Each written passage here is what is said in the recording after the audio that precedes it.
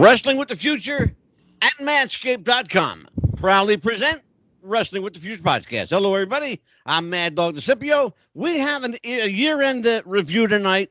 I think unlike any other show we've done previously, I've got the creme de la creme, the best of the best, the cream of the crop. And let me introduce everybody, these fabulous familiar faces to you. Joining me, as he does every week, they call him Jake the Snake Hudson. Jake, how are you, my brother? I'm doing good. What is up, guys? What is up? We're all good. We're all good. Joining us from El Salvador, a gentleman that's been here before. He's a good friend of the show. We like him here. Javier Ost from Pro Wrestling Stories. How are you, Javier? I am doing awesome. Thanks for having me back on. Love to have you here, my friend. Love to have you. And rounding out the panel is a stellar individual, a guy who has, he's got his hands in all kinds of different fires right now. The irons are striking hot for Mikey Messier. Just completed a film with Eric Roberts, I understand. Yes. Talk to me about that a little bit, Mike Messier. Good to be here, Angelo. Good to see you again, buddy. Mr. Birthday is a movie. Good to be seen you, buddy. And happy holidays to you and your family up north. Thank you. My best to you.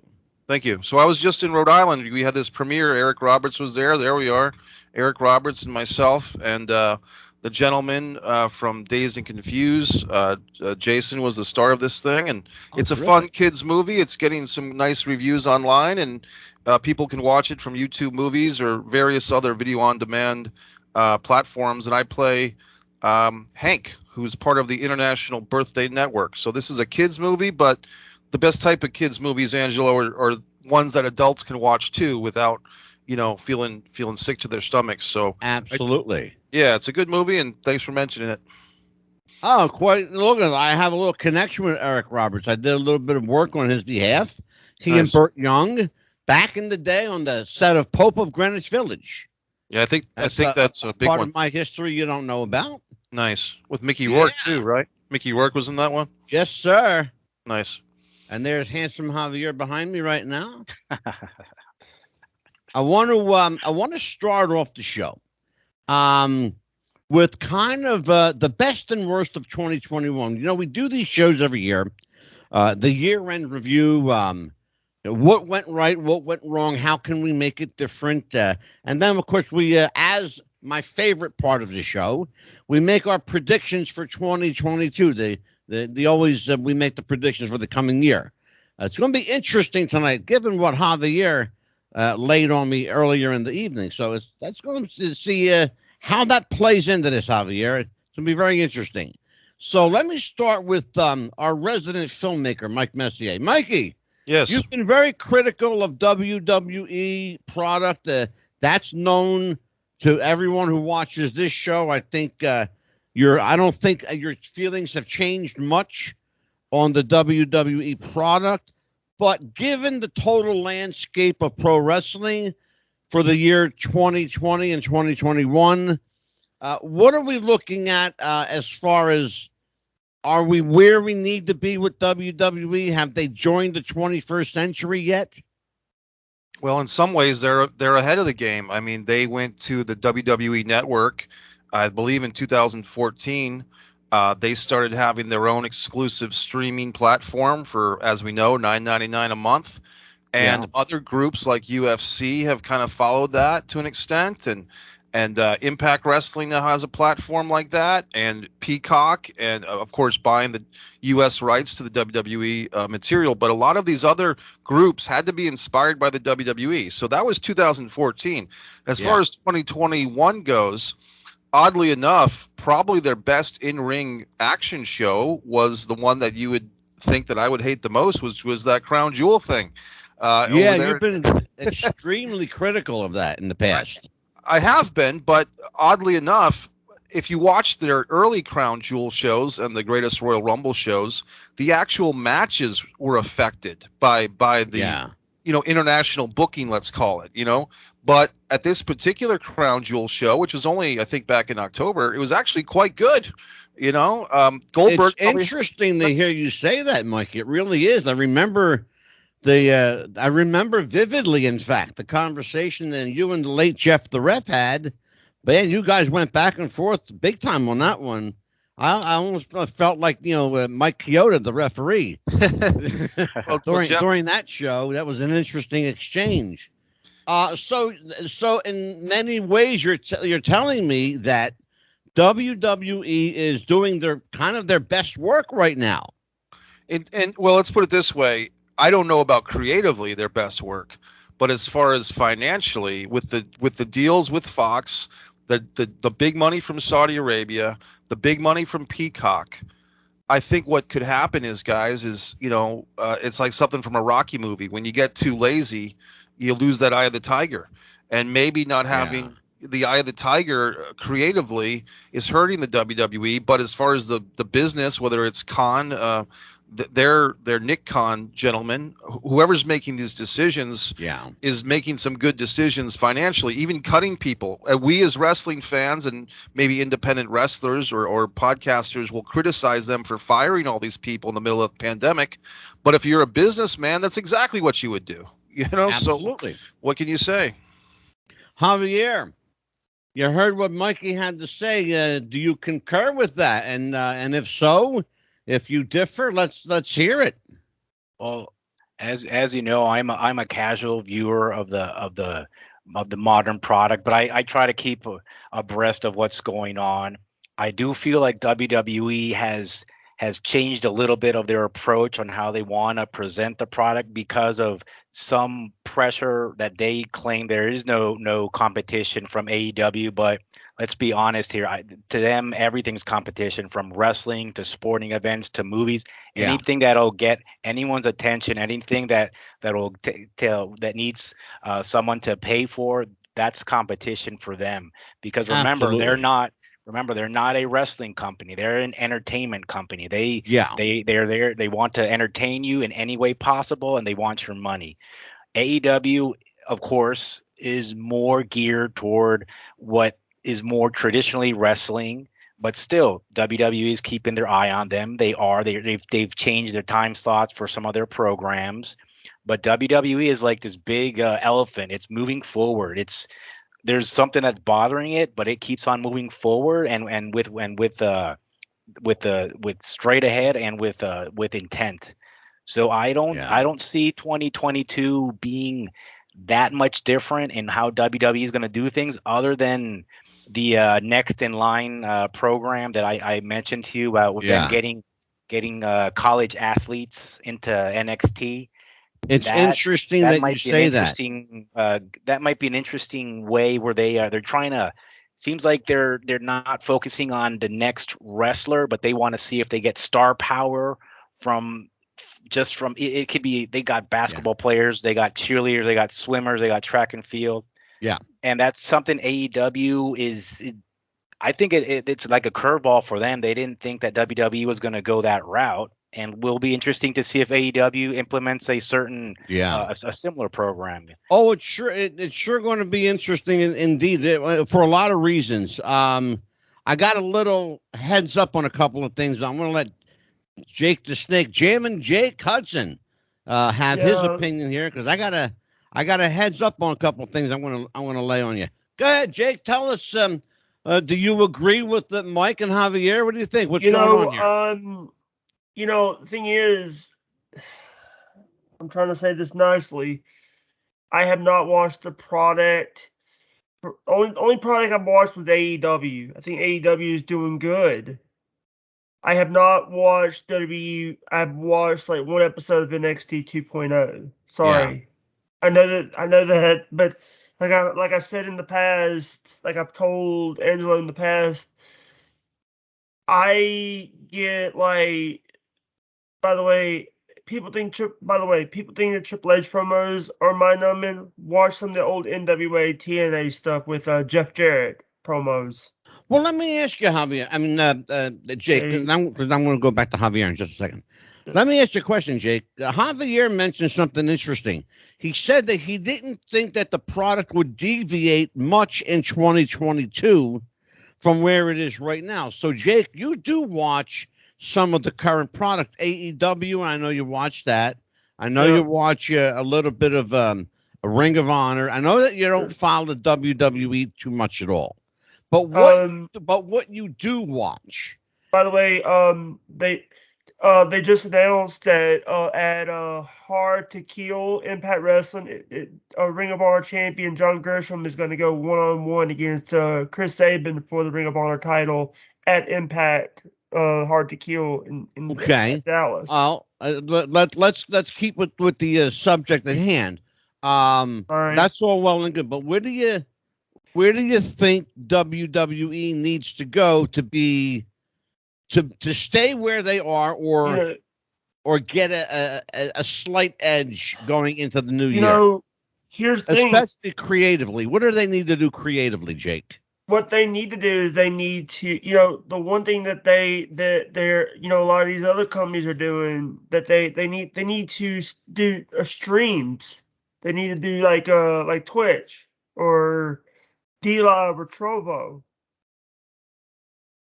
Well, that's interesting. Mike Messier, what do you think about that? You're kind of a man that's got your nose to the grindstone with the technical aspect of what's available out there. Does WWE benefit itself by going stream outside of the network? Well, right now they've basically sold their content for the U.S. to Peacock. So what I'm watching these days is the Peacock. Interestingly enough, a lot of people overseas, non-USA, can watch the original WWE network. And some people, some hardcore WWE fans, are trying to find out how to get what's it called, Javier? VPW? The VPN?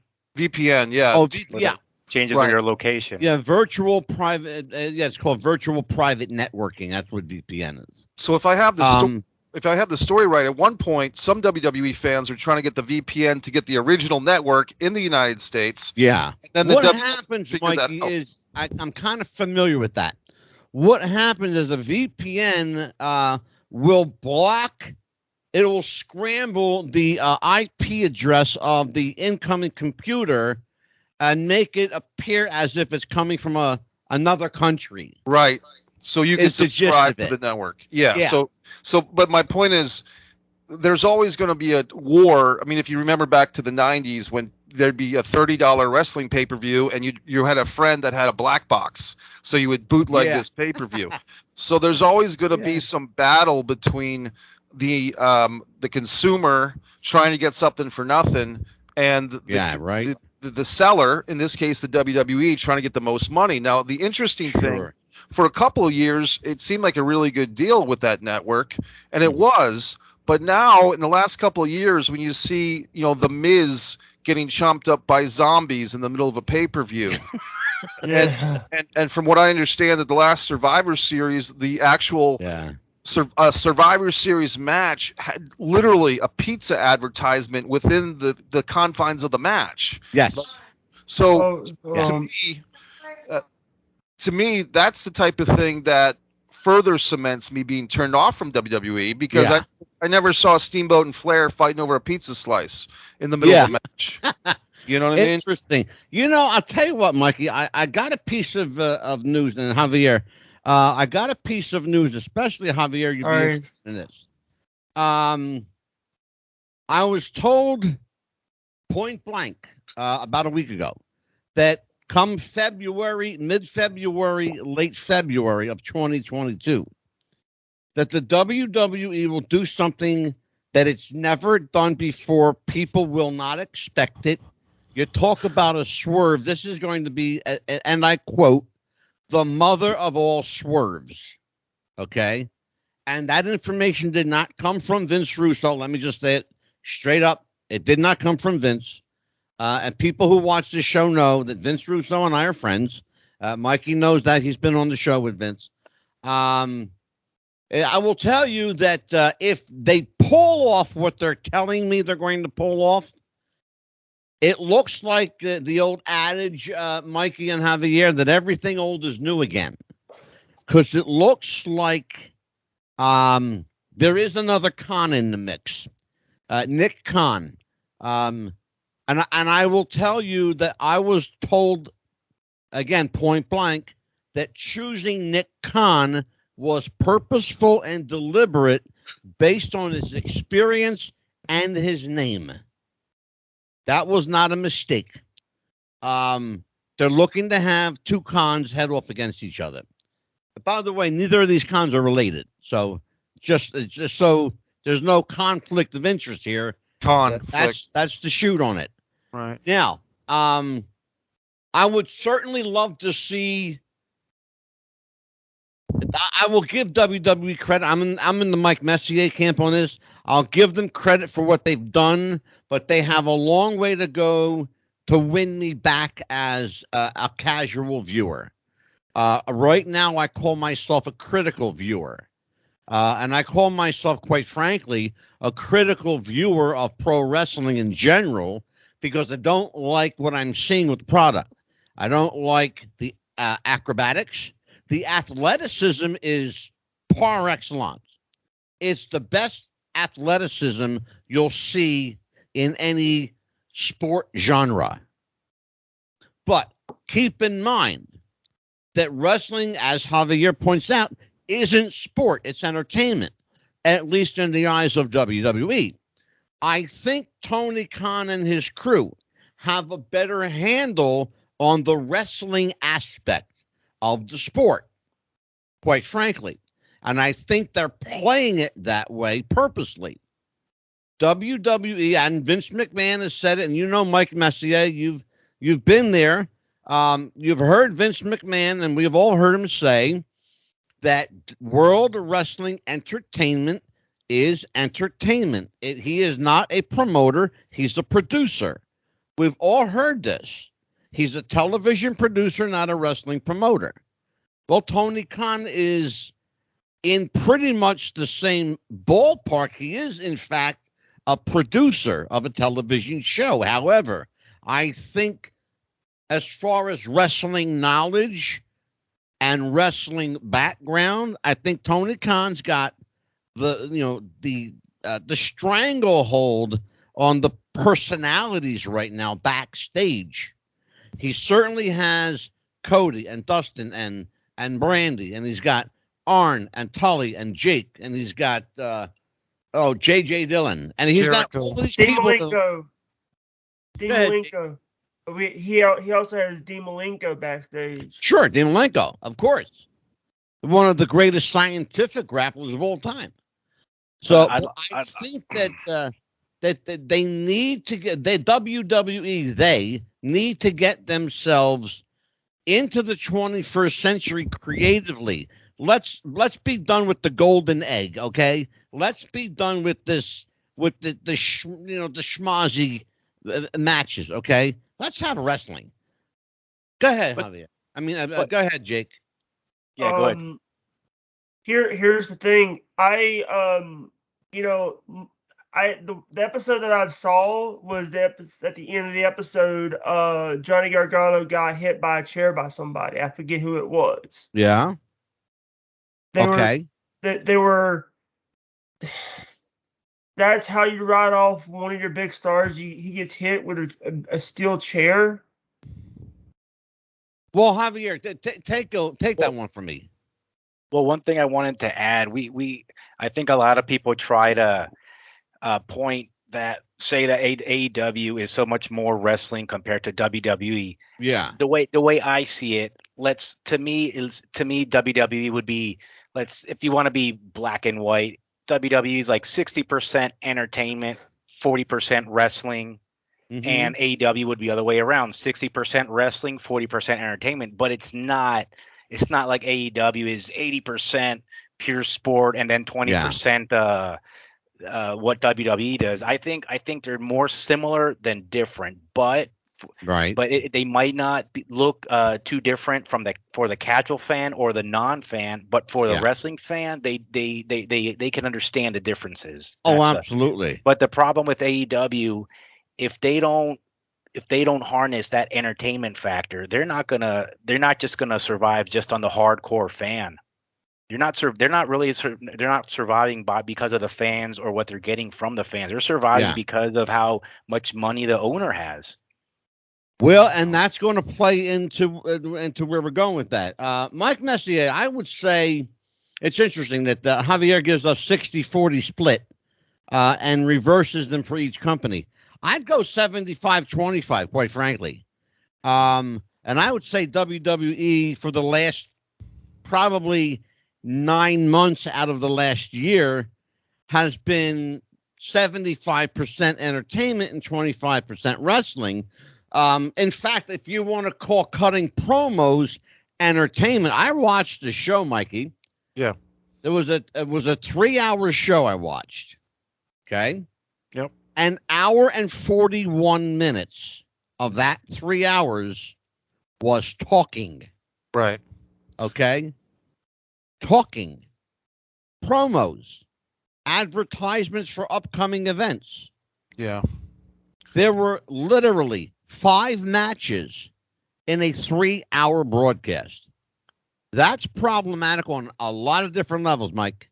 That's Well, exactly the reason why I cannot watch a whole show. I cannot watch a whole Raw or Javier, SmackDown. brother, I cannot. I'm there with you, man. And I I just think can't. Life is might be too there short. with you too.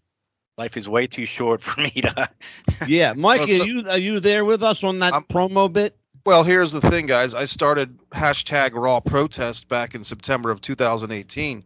And at the time, I got a lot of flack from it from the internet wrestling community. How dare you not want to watch Raw every week? Yeah, my no. point, I remember that, Mike. Right. But my I point remember is, that too. thanks, John. My point was, how can we sit here and waste our lives on a Monday night? You can go to a movie theater. You can do all types of things on a Monday night. Watch football if you want to stay home. Oh, my God, sure. But I mean, when I hear, and here's the thing, guys. I'm friends with you guys. I'm friends with guys on Twitter, and it's like every Monday afternoon, I get a rumbling in my stomach that in about 6 or 7 hours, once Raw is over, I'm going to see all these tweets about how bad Raw was, and I tweet in the middle of the afternoon, "Hey guys, last week Raw stunk. For the last 3 years, Raw stunk.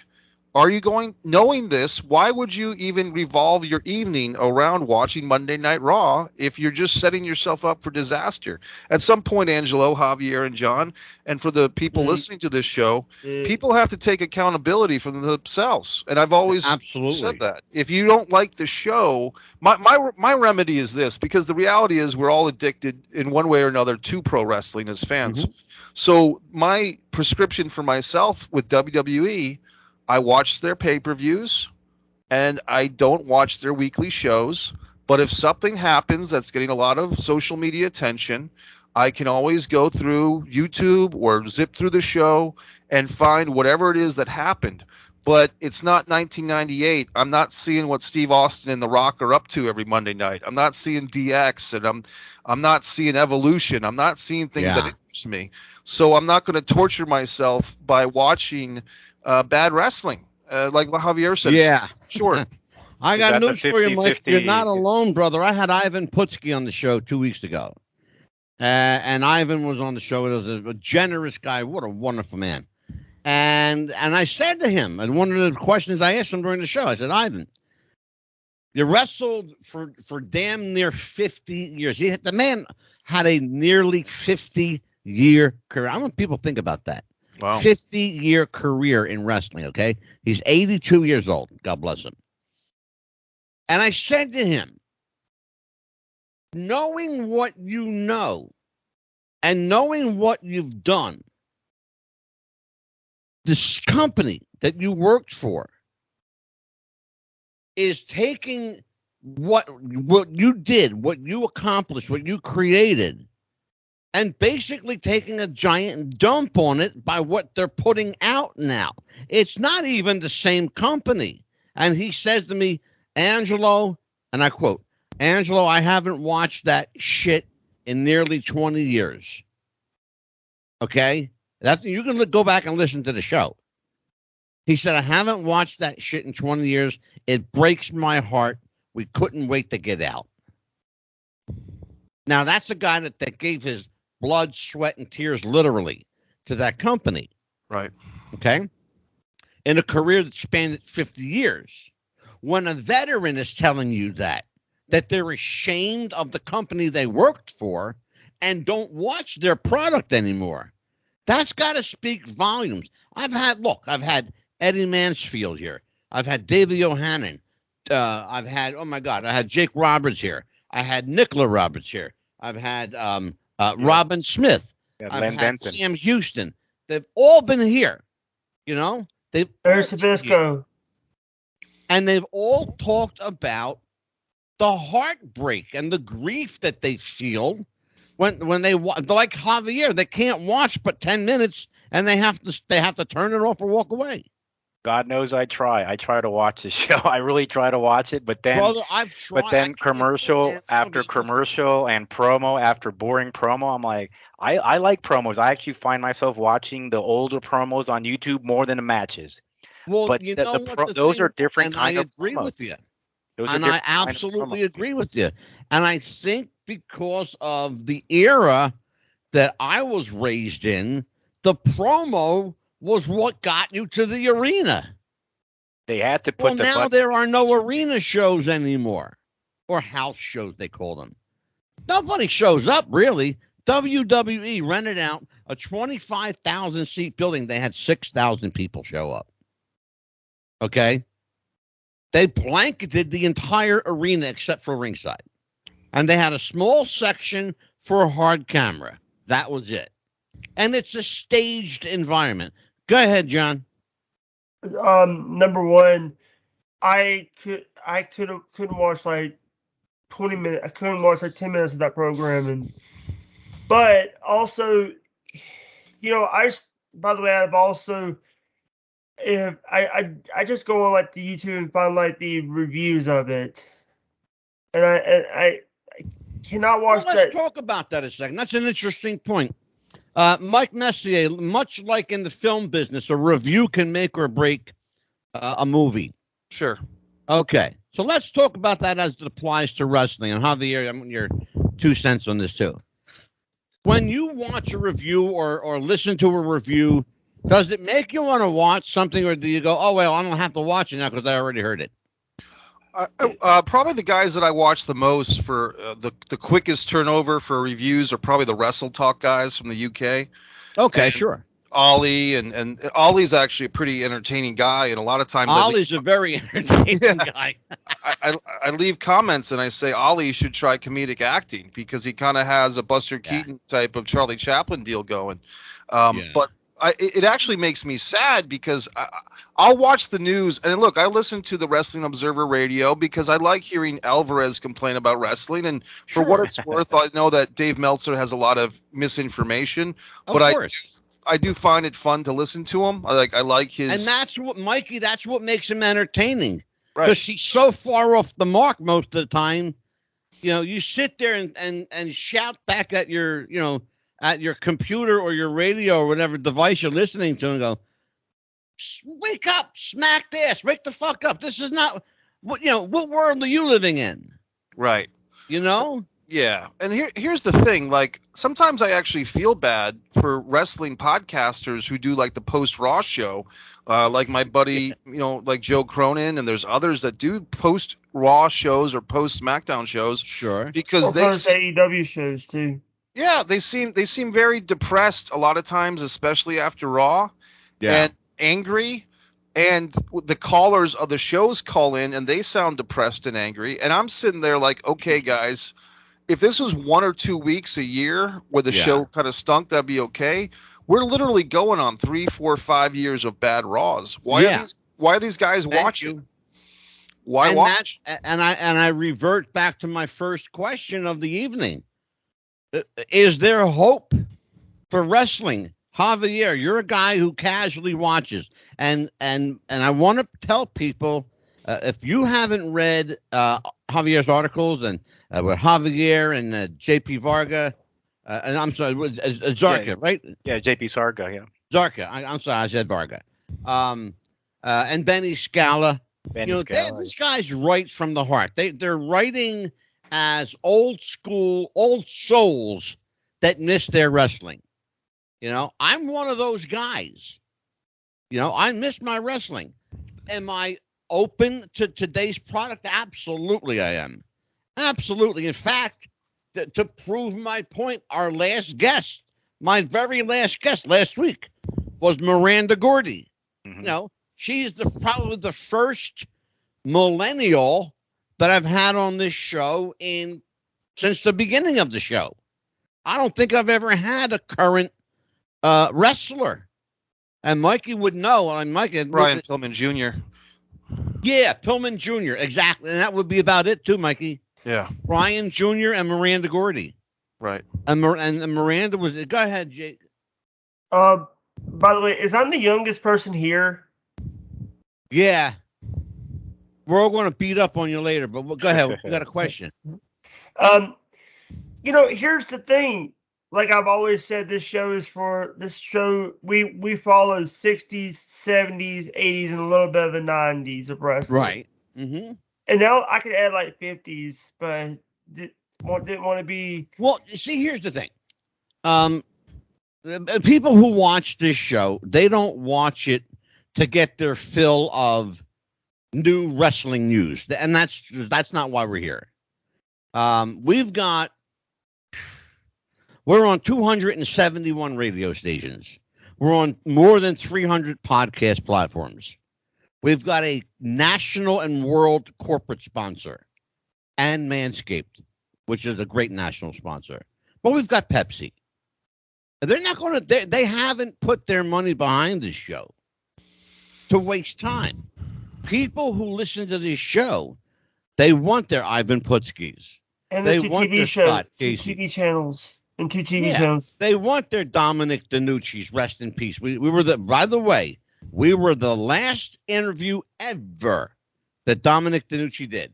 And everyone is saying we did the best interview. That's We had not me Barbara talking. Kudish. That's the reviewers. We had So Barbara I'll let them Kudish. do my talking. But here's the thing. People who watch the show and moreover listen to this show, because I don't really care if people watch it or not. I want them to listen to it. We're in your car, we're on your radio, and we're on your streamer, anywhere you stream.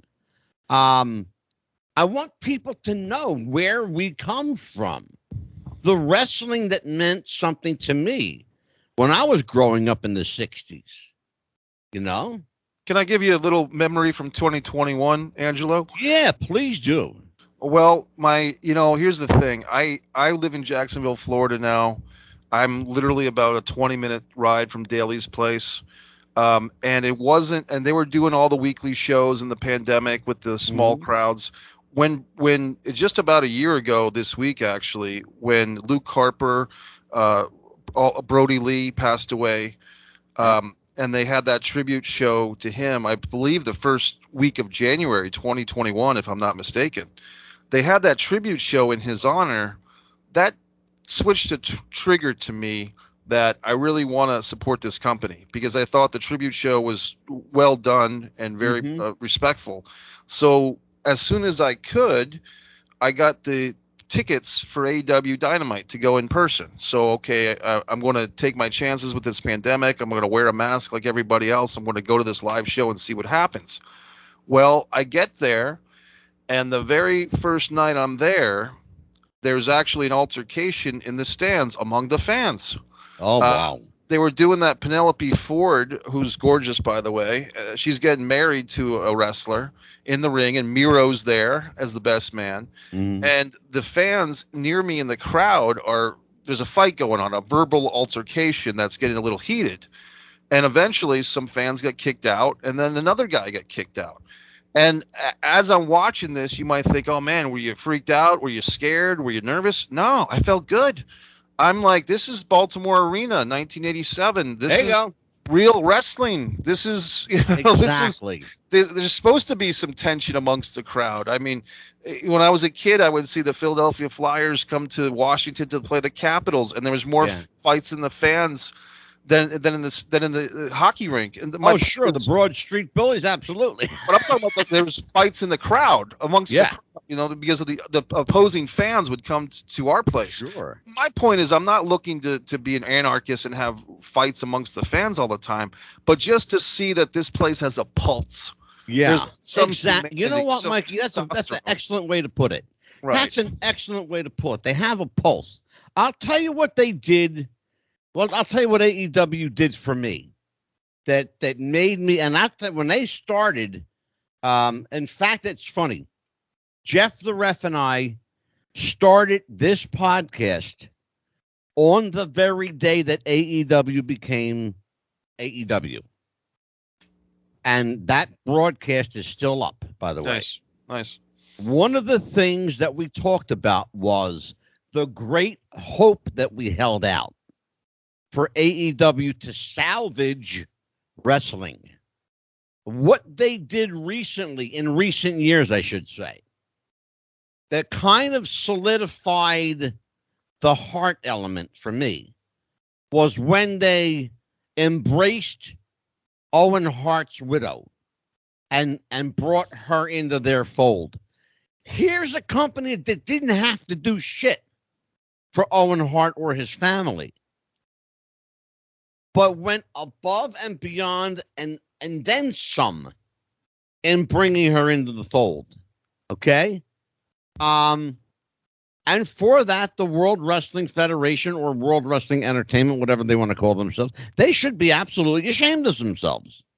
They should be absolutely ashamed. Luke Harper, Brody Lee, when he passed away, the day he died, this podcast took to the airwaves and did a full-out tribute to Brody Lee. You can go watch that as well. One of the things that should have happened was WWE should have stepped up to the plate, offered their condolences to his child and his wife, and offered the help. They did not. They didn't do anything. AEW stepped up to the plate and took care of everything. Go ahead, John. Number one, AEW did something that WWE would have never done, and that's give Brody Lee Jr. a contract. Yeah, absolutely.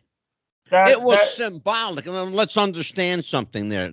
And I want you to understand this, Jake. That contract was symbolic.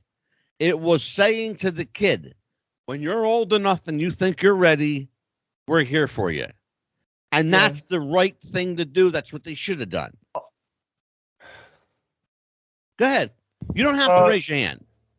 We're all big men around here. I also just heard that Brody Lee's John Hubert's wife Amanda is now working with AEW. It would not surprise me if anybody has any information on that. Javier, Mikey, you know anything about that? I've heard the same thing, and I think it's apparent that, you know, the kid, the older of the two sons, he has two sons, but the older one is the one that appears as -1, and Tay Conti, the beautiful Tay Conti, has kind of become a big sister to him, and right. They're looking out for him. Look, Brody Lee was not even with the company for a long time. He was there for about 6 months. Yeah, that was it.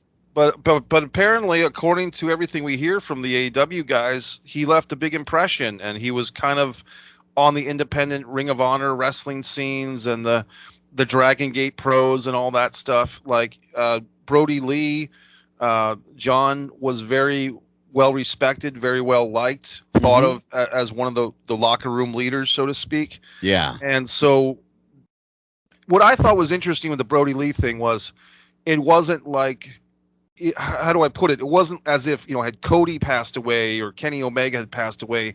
It wasn't like the number one guy in the promotion passed away suddenly. Yeah. And you had to stop everything you're doing.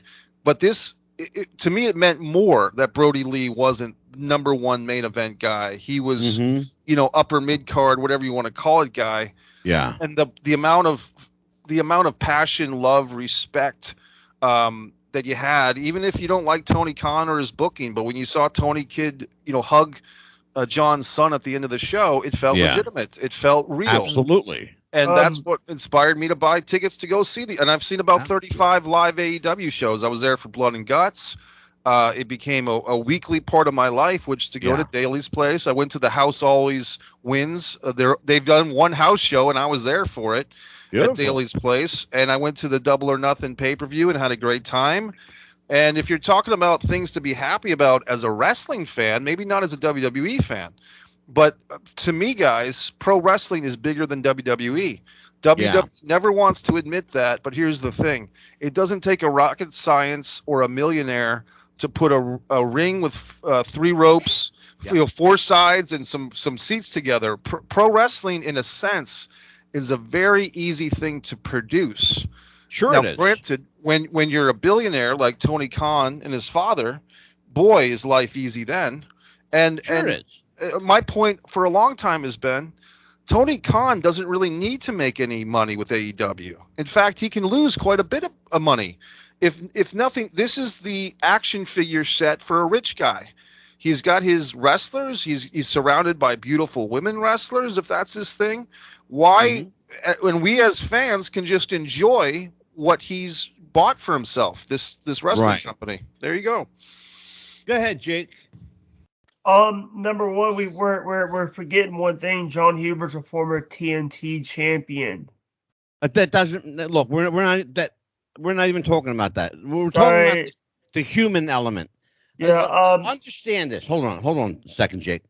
Because we're talking about the human element here. All right. Sorry, my bad. What's important to understand is the linchpin for me is when Karen McDaniel and Barbara Goodish and Carol Snuka all tell me that the company they support is AEW. And they speak so highly of it. What does that tell you? Their husbands made money for World Wrestling Federation. They made millions in their careers. Millions in their careers.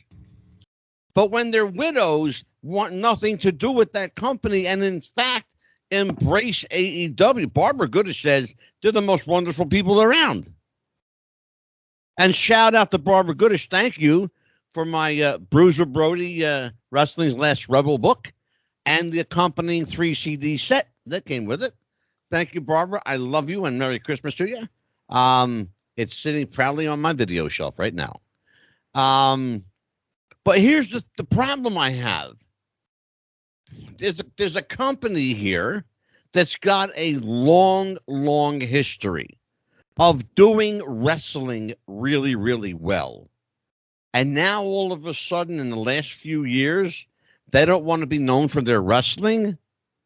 If I'm a businessman and I've got that kind of company under and that lineage under my belt, I would want to exploit that for everything I could. Javier, am I making sense or am I like delusional? I mean, I see it like almost like brand confusion for the consumer. I mean, and you said it before, and I've thought of this also. Just take the wrestling out of your name. Just call yourself the E or the AE, the athletic entertainment or whatever. Just take the wrestling out and be what you want to be, because they want to be everything. They want to be movies. They want to be videos. They want to be reality TV. And Javier, can I interject something ring. with They you? want to be everything with a ring. Let me interject something, Javier, and then I'll let you continue. And you're absolutely right.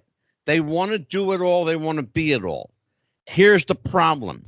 When you're so concentrated on being everything, you're not focused on being anything, any single thing. You have to be good at one thing. Be good at one thing. Okay? They can't be everything for everybody. They should specialize in what you've been good at for decades, which is pro wrestling. And what they were good at for decades was creating tension, creating drama, bringing a feel of sportsmanship. Morocco Snuka in the cage. I mean, think about Morocco and Snuka.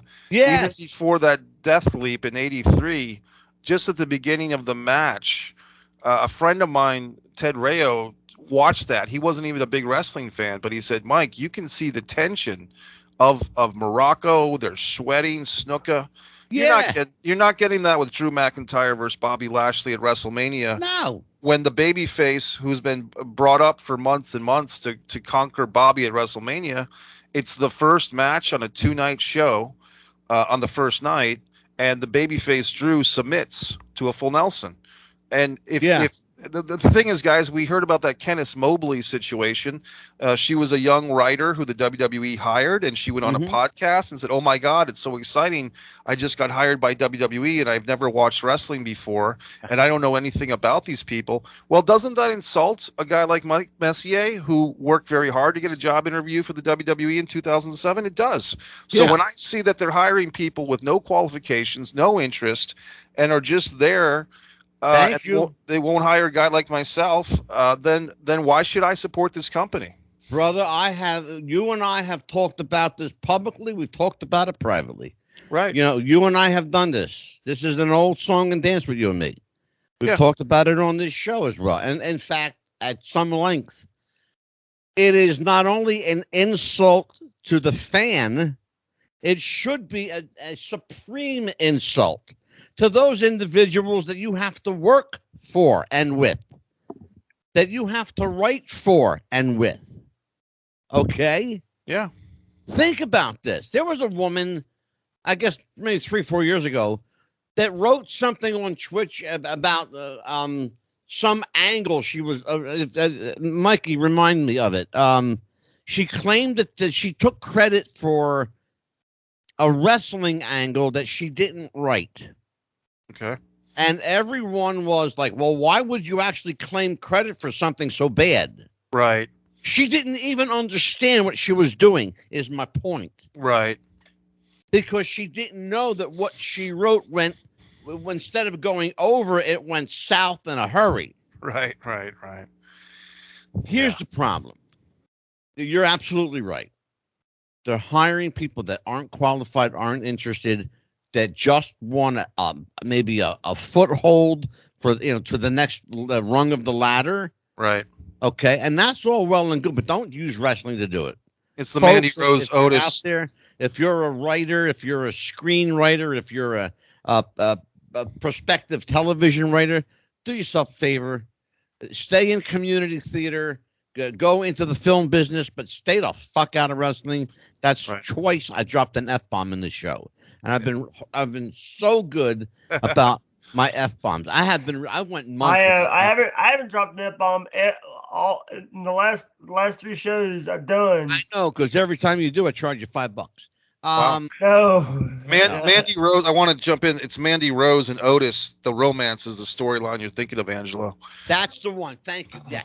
Why would you claim credit for that? Why? Well, here's the thing. If you think about that storyline, which was the summer of 2020, which I thought was kind of cute, and why did they turn Otis heel when he was getting over as a babyface? That makes no sense. Here's the thing about WWE and NXT. You just answered your own question, Mikey. Right. The NXT 2.0, it's a lot of skits. You know, and I'm not even watching it a whole lot, but Alvarez was going off. It's a lot of like bad Saturday Night Live skits. Yeah, and that's my point. Right. I said that earlier in the show. Like, where's the wrestling? Well, there's very little, and so that's why something like AEW, and I always say, Angelo, like right now, I was watching some Smoky Mountain Wrestling for the last couple of nights from 1995, and watched Well Done. I'm like, hey, this Well Done team, if they were wrestling now, they'd be the tag team champs somewhere. I mean, absolutely. I remember Well and Done. Absolutely. Right. We are approaching a new year. Hold on, Jake. We're approaching a new year, and I'm sure we have predictions. But before we do that, a word from our sponsors. A shout out to our friends at Pepsi. It's what I like. Simple as that. It's what I like. And Manscaped.com. I tell you what, they've been with us for 3 years now, and God bless you, Phil and Mike and all the guys there, Kyle and all the guys at Manscaped. Mikey Messier was responsible for bringing you guys on board, and they're still with us, Mikey, after all these years. Right. And I'll tell you what, that patented lawnmower 3.0, they're absolutely right when they say your balls will thank you. They do daily. There you go. And I appreciate them. So let's see where we go. Where we go in 2022. Javier, you laid some info on me today. I want you to share it with Mikey and Jake and the audience, and tell everybody what we were talking about. Yeah, it's not it's not new news, but I think we're seeing the results of it. Back in July 1st of this year, the NCAA approved athletes being able to monetize over their likeness. Like basically college athletes couldn't make money. They used to help make millions for the colleges, and yet you couldn't buy them a meal because that was infringing on their amateur status, and then the college could get fined and et cetera, et cetera. But now college athletes, there are certain conditions, but they can make money, and WWE has decided that they want to.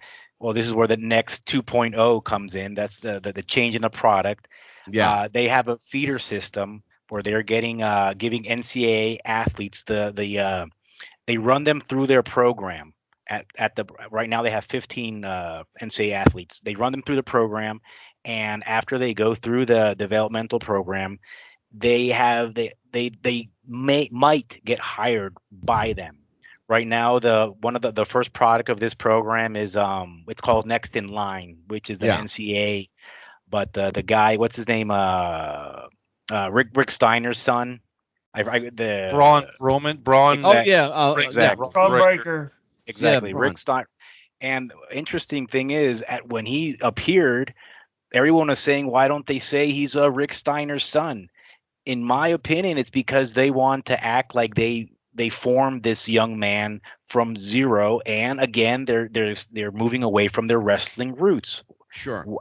I mean, unless he was part of the concussion lawsuit with them they had. I said something to you earlier, Javier. I said it's going to make for an interesting bone of contention among certain people. Lest we forget, those that are old enough have the memories. We remember when a young LeBron James was fined for making money in college. When you play ball that well and you make that kind of money for the bookies, somebody's going to get some action from you. It's either going to be your school or somebody out on the street, but somebody's going to make some money on that action. True. He got caught. He paid the fine. He became a pro and made even more money. So in the long run, did it really hurt anybody? I say not. Here's the problem I have with that scenario. They're going to take good, decent, wholesome, honorable talent and corrupt the shit out of them. Good point. That's what they're going to do. They're going to ruin their status as an athlete. They're going to be considered a joke. You look at somebody like Brock Lesnar, who is a legit NCAA athlete, who's got more awards on his fucking trophy wall than most people have walls, okay? Here's the issue. He's no longer considered a legit athlete. He's a fucking wrestler. He's a joke. Yeah, he had to prove himself. What's with the overalls? He had to prove himself over and over, and when he went to MMA, he had to prove himself over and over, and they kept on bringing up the pro wrestling, and he already had that chip on his shoulder. He had to prove that he was more than just a pro wrestler. You know, even though he was an outstanding amateur wrestler in college and absolutely, he doesn't have to prove himself. Bring him out now wearing these friggin' overalls. What the hell is that all about? What the hell? Do they know what they're going to do with this guy, or is he just making so much damn money that he doesn't give a shit? Go ahead, Jake. You've been chomping at the bit here. Go ahead. Number one, don't talk bad about overalls. But but they fit you and they look good on you, and they're your style. T-shirt. You should be your T-shirt, Jake. Yeah. But here's but you understand, Jake, where I'm going with that? Yeah. Well, with this, go ahead, Jake. Sorry. Here's what. By the way, they need to bring back they need to bring back the guy that was the poster boy for the Here Comes the Pain guy, Brock. They don't need to bring back. Don't bring this country bumpkin. Sorry, not sorry. I'm saying how it is. Well, so you're actually kind of like making a point for me here. Yeah. Here's what I've always said, and Mike Messier has heard me say this on the show many times till I'm ad nauseum, and probably Javier as well. If it ain't broke, don't fix it. It's as simple as that. If it's not broke, don't fix it, guys. Them trying to get NCAA athletes, to me, it seems more like a PR move than a legitimate recruiting tool. Out of these 15 athletes, how many are they really going to put through at WWE? 2, 3? It seems like more of a PR tool. Javier, you're absolutely right. And can I tell you what it all comes down to? And as sure as I'm sitting here, Mike Messier, you can jump in on this because you know what I'm talking about. Here's what it is, Javier. Vince McMahon in his lifetime wants to be recognized for something other than wrestling. Right. He's got a television director, Kevin Dunn, that's never, and I mean when I tell you, has never been recognized as a director. Okay? They don't even know if Kevin Dunn is in the director guild. Okay? That's how sad that situation is. Vince McMahon wants Kevin Dunn desperately to win an Emmy. Okay? Hold on, Jake. Put your hand out. Sorry. He desperately wants him to win an Emmy for television directing. That's going to happen when Jake is nominated for an Academy Award. It's not going to happen. It's never going to happen. The man in overalls. I like it. I've said it before. I'll say it again. If it's not broke, don't fix it.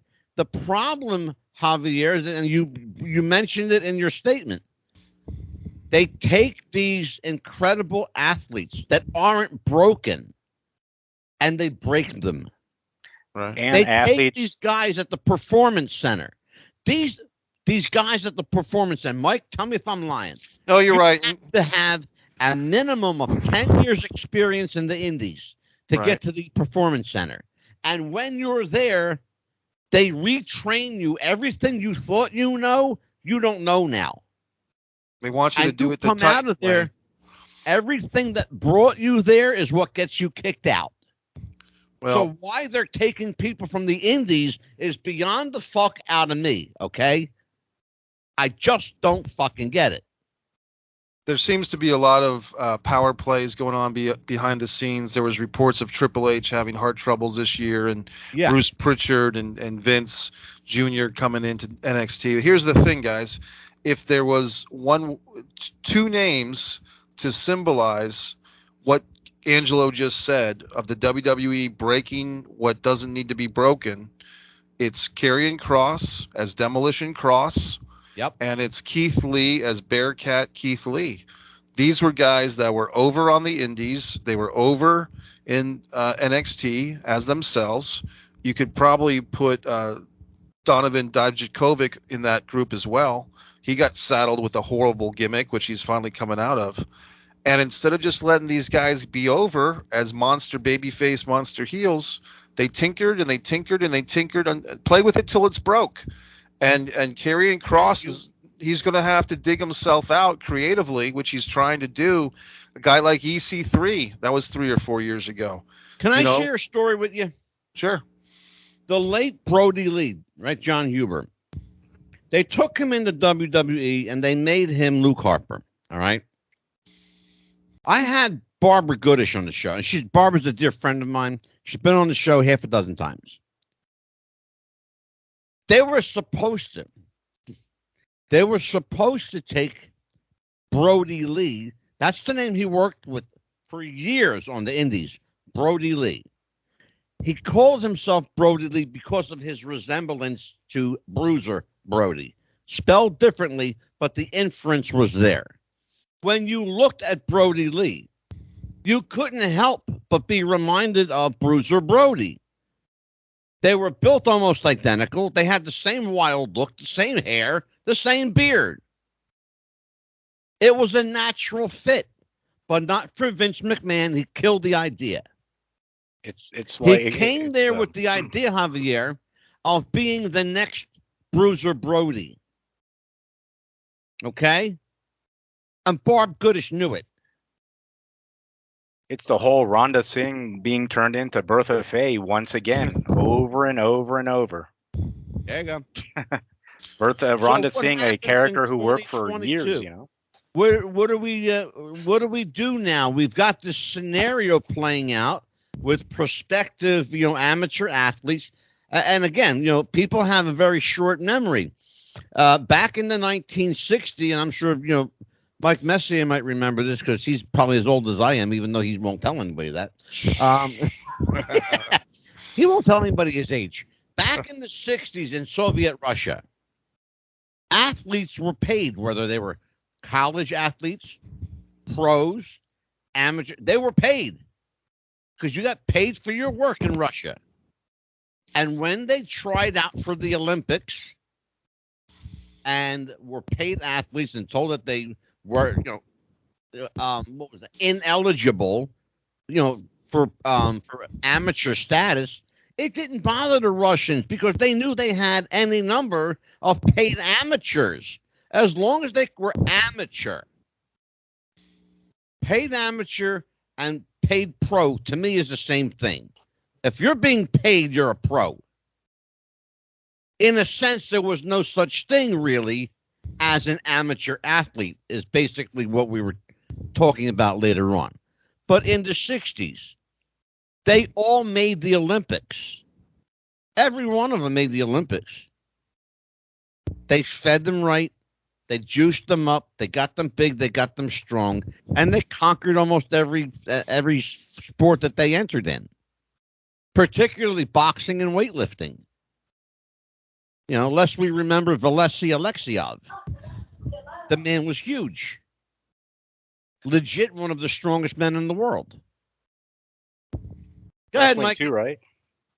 I guess, for me, if you want to look forward to 2022, my advice to the pro wrestling fans out there is watch what you want to watch. But I would encourage pro wrestling fans to remember you're not obliged to watch wrestling that doesn't service you. These guys are making their money. You are the consumer, but you have other things and other talents besides being a pro wrestling fan. And it might sound condescending or it might sound simple, but I'm telling you, I know that there are guys out there, some guys that watch my videos, who are so wrapped up into wrestling, they don't go to movies, they don't talk to girls, they don't do whatever because they're too into wrestling. So you got to moderate your wrestling. Thought, brother. It is. You know what, Mikey? You're absolutely right, but it's a scary thought. Right. That there are actually people out there that are so into pro wrestling that they have no life, no social life. Forget about social life. They have no life. And that's what this pandemic has made things worse because now people feel they connect with the wrestling, but what I fear is a lot of people live vicariously through the wrestlers, that they think in some weird way that they're going out with Alexa Bliss or they're going out with Liv Morgan, but you're not. So why are you sitting there fantasizing about their gifts or their memes or their Instagram page? Yeah. People really have to make that separation. These are people that I watch on television once a month or once a week, but these are not my friends. Well, Mikey, actually, Jake made that point last week when Miranda Gordy was here. That these people think that they know Alexa Bliss or they know this Liv Morgan or they know this other person, and of course they don't, but they're so familiarized with the product they think they know the individual. Can I say something? Of course you can. There's a guy on Twitter that the reason why I said that on the show last week is because there's a guy on Twitter that made so many freaking accounts. Sorry for the language. I'm trying to curb my language. By the way, you dropped the 3 F-bombs on the show. Yeah, I know. There's a guy I don't know. I think his given name was Albert.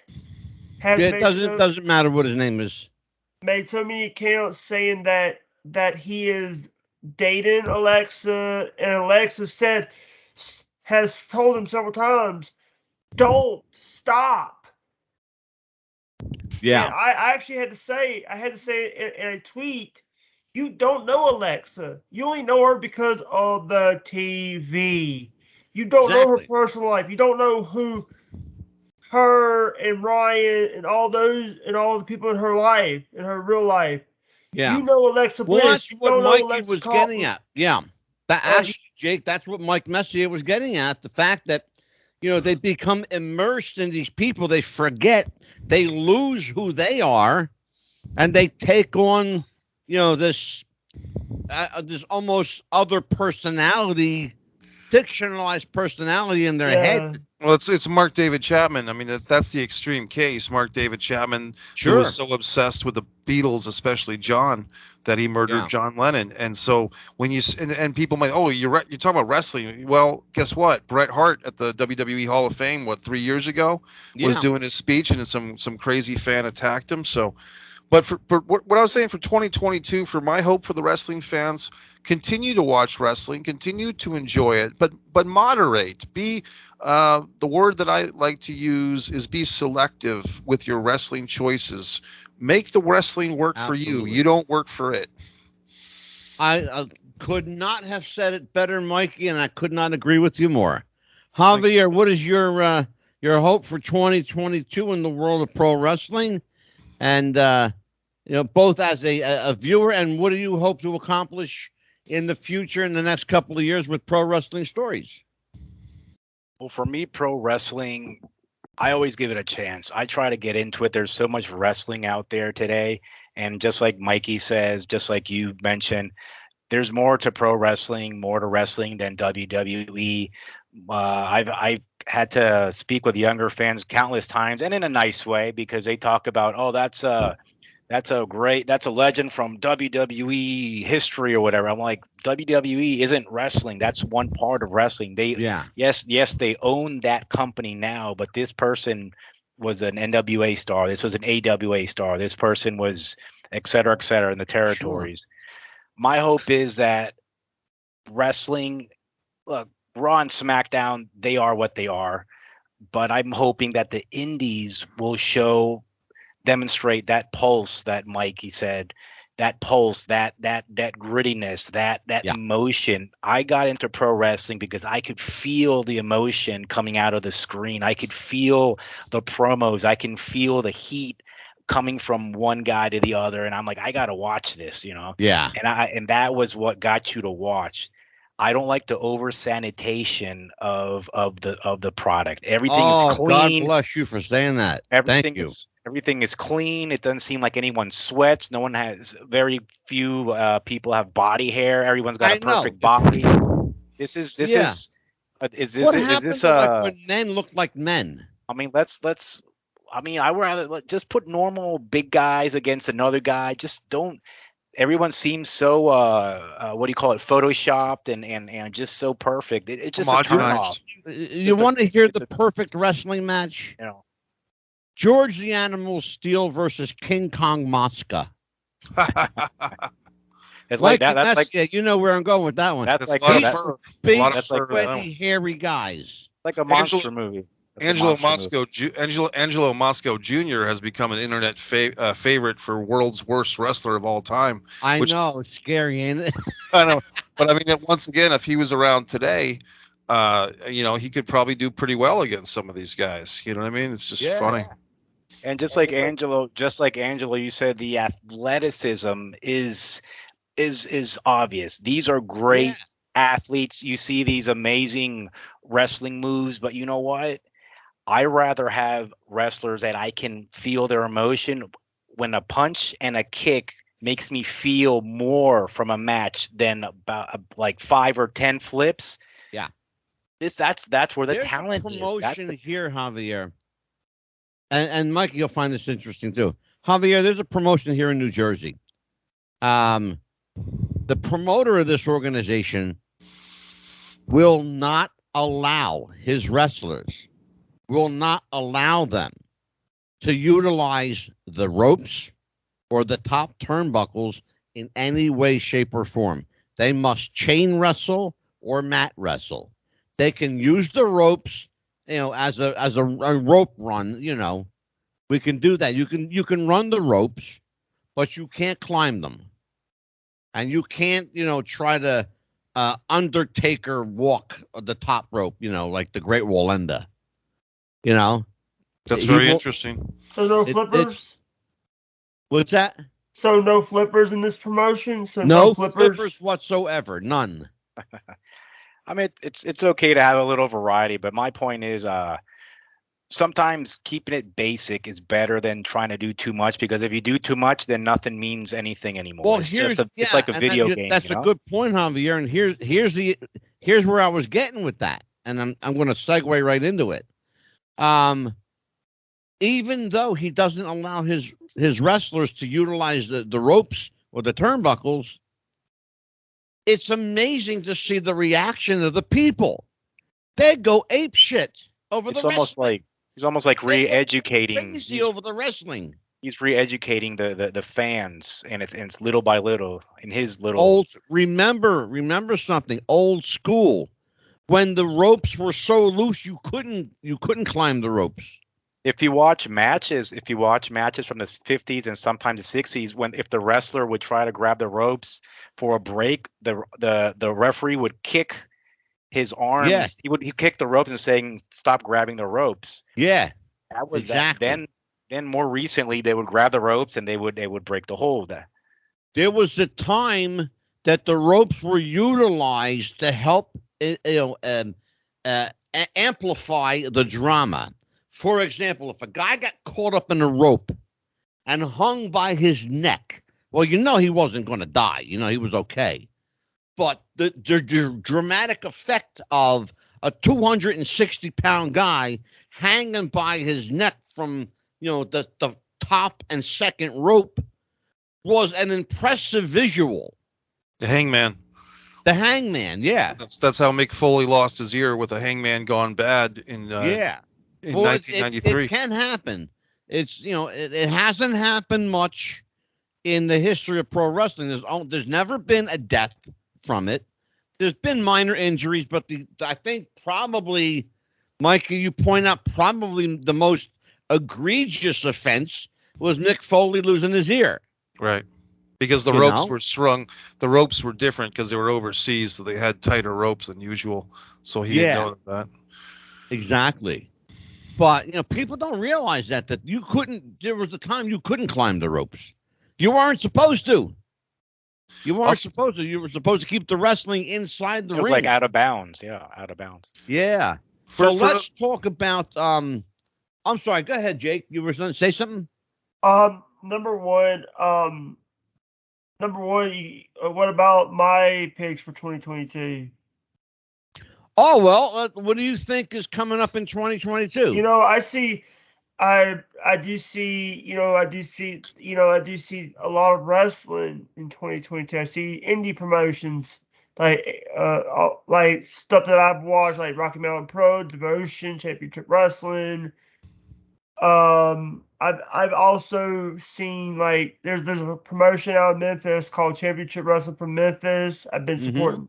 And I see a lot of good things in 2022. And use your words, Championship Wrestling from Memphis. It's interesting, Javier and Mikey, what they're doing down. If you're not familiar, what Jake is talking about is they're bringing back Monday Night Wrestling like they did back in the old days. Like Memphis. Wrestling. Yeah, Memphis. Monday night in Memphis. Cool. I didn't know that. I've had Dustin Starr on my podcast before. I have. Sorry for the plugs. Shameless plug. Okay, well, which podcast? You got about 30,000 of them. Here's the thing, the one that you were just on, and that's the interview. Here's the thing. And by the way, when I say a flipper, I'm talking about the guys that go on the top rope and does the 450s or the flips. So and I also see. I want to. Here's something that I want to see.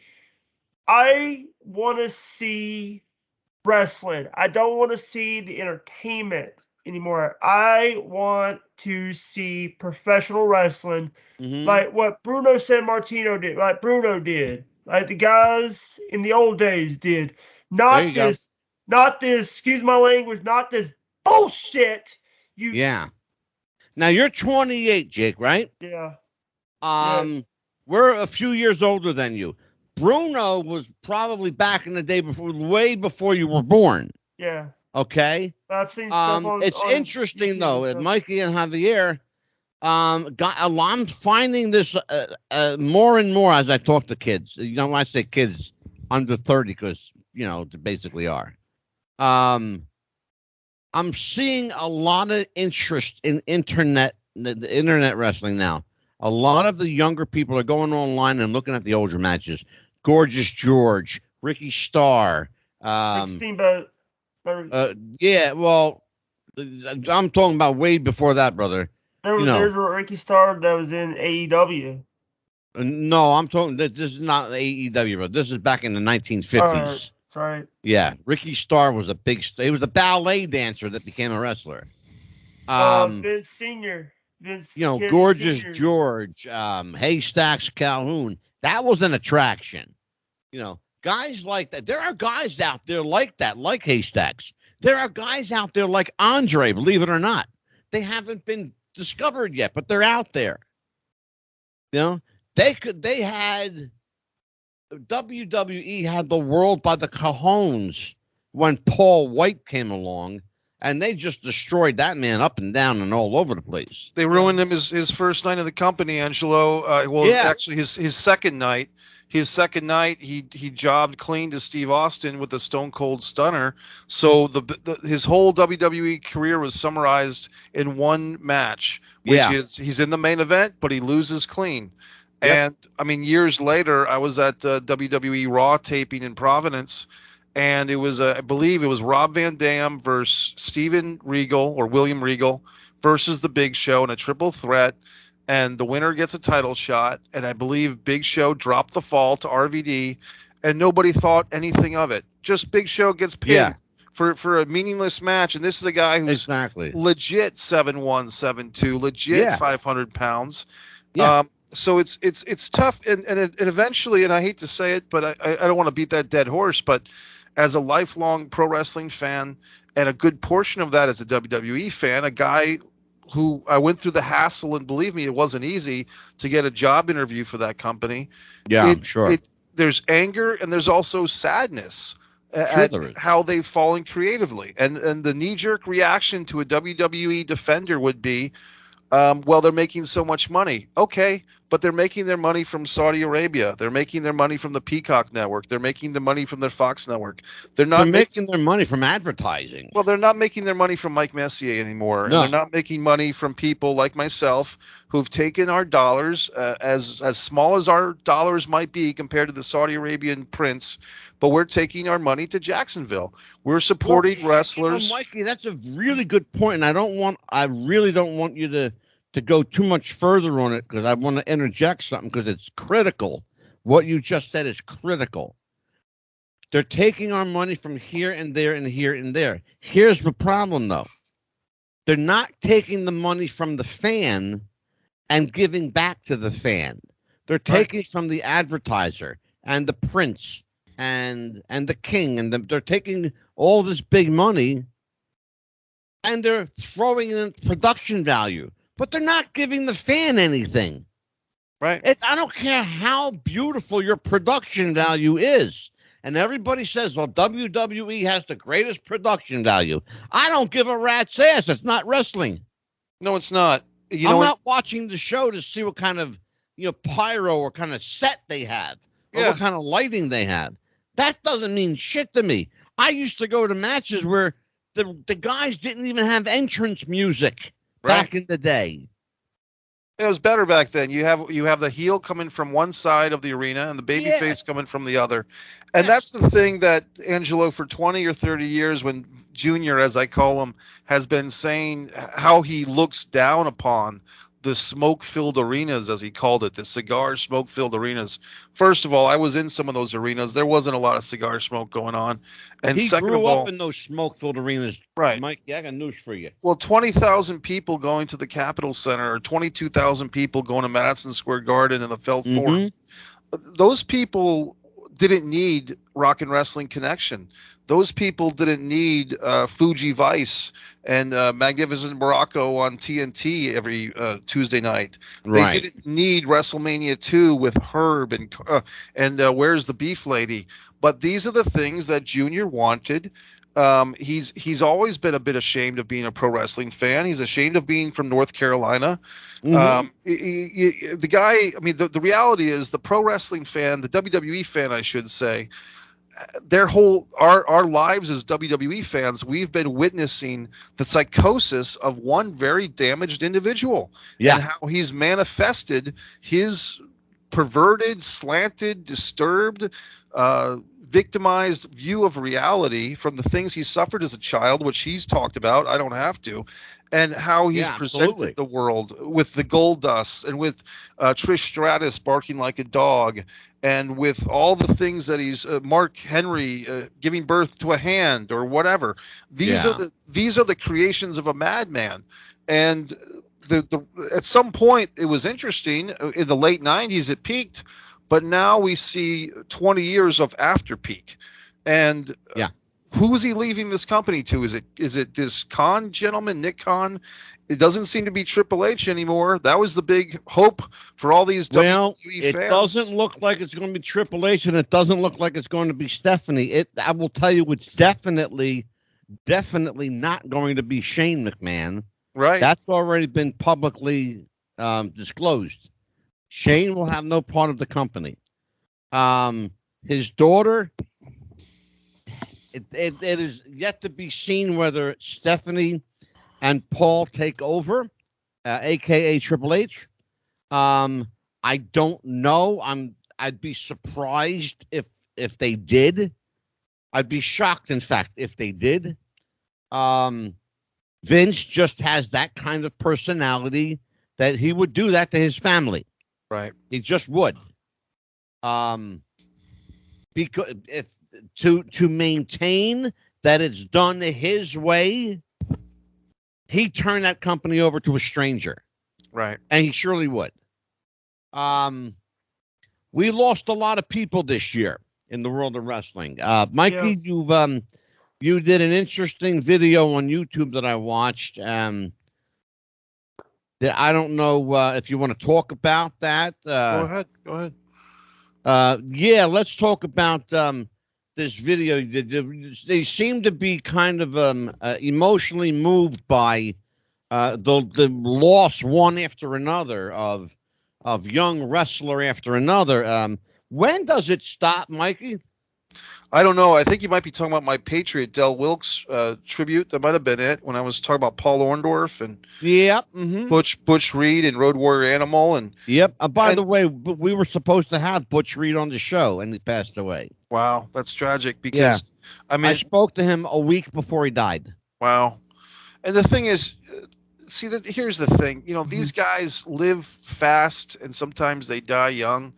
And we don't know what they did in their personal lives, or what they did to get their bodies the way that they did. And each guy was different. But it's sad, when you start, even when you saw Rick Rude and Kurt Hennig pass away within a couple of years each other. And that's going back 20 years now. Yeah. It's sad when these guys that we look up to as role models, as a young wrestling fan, and you see your Brian Pillman. It's weird, Angelo. Brian Pillman is such an influence on me. I've got his visage tattooed on my leg, and basically because of your show and the social media connection I had with Brian back when he was a high school guy, we're ended up having a coffee together in Jacksonville years later, and it's like, wow, where does life go? I remember being in the Baltimore arena watching this guy's father wrestle Wild Bill Irwin.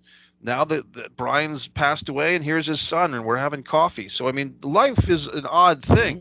But as a wrestling fan, we get a little too used to our heroes passing away so young. Yeah, interesting. there Sure are is. some guys that are hanging on, like Ric Flair and Iron Sheik and Hulk Hogan, and Mm-hmm. and I know those guys aren't perfect, obviously, but I would ask the fans to maybe give some of those old timers a break, because when they're gone, you're going to miss them. Well, that's why I keep saying about this show. You know, one of the greatest compliments, I've said it before, one of the greatest compliments we got came from Tony Villano, the president, the founder, I should say. The president is Seth Turner. The founder of the International Pro Wrestling Hall of Fame said, without your show, the memory of these people would be lost to history. Wow. That's Yeah. what we do here. What we do, and I don't, and I've said this before, and Jake knows, Javier knows, Mikey, you know for certain, we don't discuss match results on this show. We never have, never will. We don't discuss, who's going out with who. I don't care. It's none of my business. It doesn't bother me. Who's dating who. I don't get into people's bedrooms. What I care about is Ivan Putski willing to talk to me at 81 years old, 82 years old? Is Cowboy Scott Casey up to talking? Can I get Eddie Mansfield to break his silence? How about Tiger Conway Jr.? Will he come on and talk to me? You know, the guys from yesteryear. Right. You know, the guy that was with Gino Hernandez the night he died. Wow. You know. What about people like Bobby Boulay? You know, Magnum TA. You had a great interview with Magnum. Yeah, I had Magnum on the show. I enjoyed your interview with the grappler Len Denton. I really enjoyed it. Len Denton, yeah, we had Lenny on 3 months ago. Yeah. Yeah, great interview. Sarge from the power plant, Buddy Lee Parker, real name Dwayne Bruce. The Highway Patrol. Yeah. He was on here with Larry Zbyszko. Larry's been on twice. He came on twice in a week with me. And he'll be back in February too, as a matter of fact. We will have, speaking of what's coming up for this show, January was going to be an interesting month, a stellar month, in fact. We've got Herb Simmons joining us here. Herb Simmons is a virtual walking encyclopedia on professional wrestling. His late partner, Burt Prentice. We just lost Burt. He's going to talk about Burt Prentice. He's going to talk about Bruiser Brody. Going to talk about Bam Bam Gordy and the legacy that he leaves behind. And we've got the Len Denton actually coming back with us. We've got, who else? I got to check my calendar here.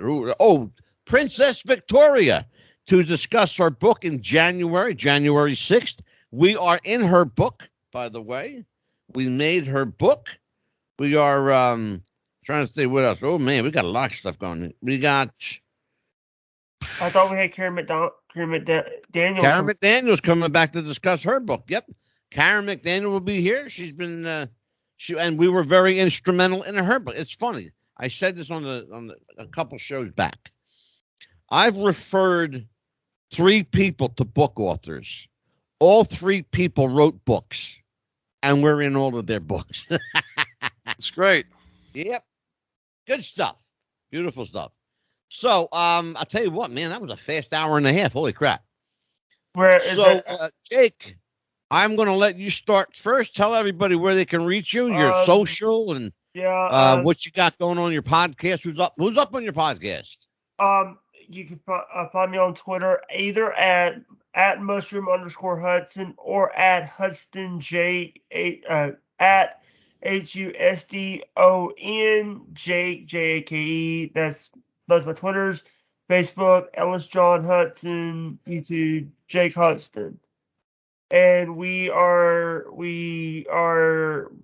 tomorrow, when this is Friday night, we're going to do a Christmas Eve episode, a Christmas Eve of a thing that we used to do on the show.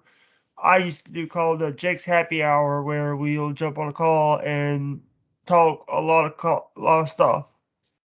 Yeah, because God knows you love to talk, don't you? Yeah. Also, here's the thing. This is actually my 3rd show as a producer in training for Wrestling with the Future podcast. It is. And we are working closely with Jake. We're trying to break him in, and as soon as you become a qualified producer, I'm going to ship you off to Mike Messier. Oh boy. Yeah. Mike, You'll what do you got you'll coming both go up? to you'll go What's both up go to for watch Mike AEW Messier? shows.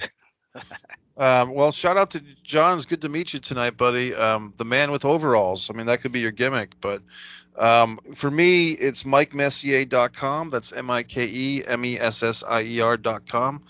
And I did shoot a little 4-minute movie last summer, Seduction of Distance, which aims to promote my book, A Distance from Avalon, When the Dying and the Dead Reunite, which is available on Amazon for paperback and Kindle. My coming-of-age sports book is just completed for the Amazon Kindle Vella. That's Fight or Play Basketball. And subscribe to Mike Messier YouTube channel. Has a lot of Mike Messier stuff, tons of pro wrestling rants and all types of good things. And Are we still Avalonia Film Festival? yeah, I'm still doing it. You know, I put There this you go. shirt on today for you, buddy. I put the old wrestling Beautiful. shirt on. You know, I had that on. Javier's the only one not wearing one. We're going to have to send one to El Salvador. All right, great. I will send one out to you, extra large. No, I'm an L, I guess. Oh, you're Large. a regular large? Yeah. Are you? yeah. Brother, you got to be like me. I'm large and in charge, baby. Hey, by the way, I got two of these, and I got two of these shirts. And when we get done with this show, I'm gonna pull this one off and put it back in the drawer. All right, that's cool, man. That For sounds next like a week. plan. I thought That's you were going to where my say you're going to shirt put it on belongs. eBay and auction it off. No. Because I don't wanna ruin this with my dinner, because this is the other one is sitting right in my dirty clothes waiting to be washed. Well, you So- got There you go. you got wrestlers auctioning off their ring worn gear. You can auction off your pod worn wrestling with the Oh, future. don't give him podcast. any ideas because he'll do it. I heard Yeah. I heard the Dewdrop singlet was going for a lot of money with certain fetish. Right? Yeah. Unwashed. Yeah, Hey, fresh here's- dew. By the way, I've also on when Paige for her top gifted subs, she gives out like ring worn gear. Nice. Right. Okay. Well, How we Don't can find feel like Javier? How we can Okay. find Javier? Yeah. you You can find. it's Javier's time now to get his plugs in. Go ahead, Javier. It's very simple. You can find my work at prowrestlingstories.com. I got over 100 articles on there, so at some point my work will go through the cycling of the site. But there's a bunch of stuff on there. If you're not man. reading my stuff, you can read someone else's, and I promise you, it's well worth your time. You got there's JP a bunch of- Zarka. You got Javier Ost. You got Benny Scala. and one of the things about pro BS wrestling. Express. One of the things about Pro Wrestling Stories is that it really does focus on the history of wrestling. It Yeah. talked about the past and things about there are no Raw or SmackDown reviews anywhere to be found on Pro Wrestling Stories. That's not our audience. The audience is the old school fan or the younger Yeah. fan who wants to learn about how wrestling used to be. It's all good fun. ProWrestlingStories.com. And I want to shout out to my former co-host, Dan the Man Sebastiano. He and the BS Express, Benny Scala. They got their own thing right now called Dan and Benny in the Ring. And I encourage you to check their episodes out on Podbean. They're probably shitting themselves thinking, why is Angelo plugging us? Well, This is a big baby face turn for you, Angelo, to end the That's- year. I'm telling you. The baby Yeah. right. Go from heel to baby face. No, then- I've always Yeah. been a baby face. Just I'm a baby face that's gruff but lovable. You know what I mean? And then out of nowhere, the chair shot. Yeah, Chair shot to the head. yeah. Coming from Benny Scala. Come January 2nd, chair shot to the back. There you go. All right, you guys. Thanks for joining me tonight, Jake. I'll see you in a couple of hours, probably, if I know you. On behalf of Javier Oist from Pro Wrestling Stories, Mike Messier can be found at MikeMessier.com on YouTube. And Jake Hudson, Jake the Snake Jam and Jake Hudson can be found on Twitch. He can be found on Twitter, YouTube. He can be found on the satellite radio and the fillings in your teeth, carrier pigeon. He's all over the damn place. Soon at Mike Messier's front door. And exactly. And I'm MadDog DISIPIO. Take care, everybody. Merry Christmas. Have a good time. We'll see you next time on Wrestling with the Future. Bye-bye.